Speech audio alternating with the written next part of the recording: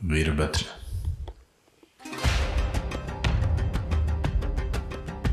वीरभद्र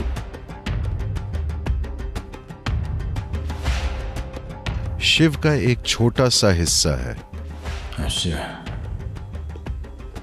शिव हिंसा। शिव खुद हिंसा नहीं करना चाहते थे, तो उन्होंने अपना एक बाल लिया और उसे वीरभद्र में बदल दिया।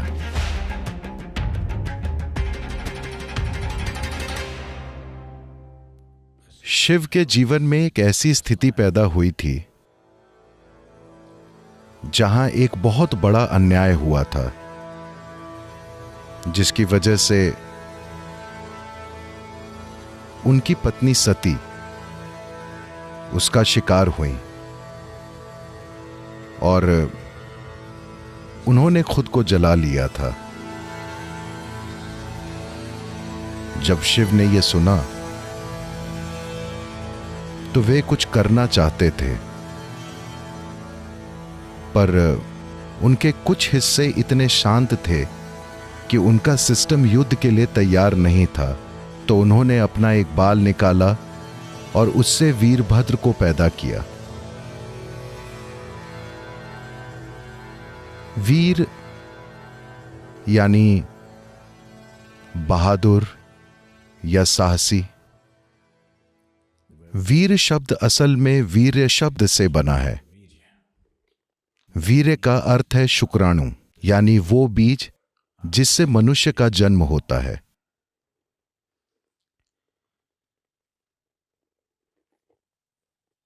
ये दोनों पहलू आपस में जुड़े हुए हैं, यानी शिव के जीवन का महत्वपूर्ण पहलू यह है कि उन्होंने कभी अपना शुक्राणु नहीं गिराया। तो इसका महत्व बस यही है कि शरीर की बुनियादी जीवन ऊर्जा को शारीरिक रूप से बिखेरने और बच्चे पैदा करने के बजाय उन्होंने उसी ऊर्जा का इस्तेमाल चेतना के शिखर पर पहुंचने के लिए किया। उनकी ऊर्जा सिर के ऊपर से बिखरती है। किसी भी योगी को तब तक योगी नहीं कहा जा सकता जब तक कि वे अपने सिर के ऊपर से ऊर्जा नहीं छलकाते। तो वीरभद्र सिर्फ एक बाल थे, सिर्फ एक बाल, और उन्होंने ऐसी तबाही मचाई कि अकेले ही उन्होंने उस राजा की पूरी सेना को खत्म कर दिया जिसने ये अन्याय किया था।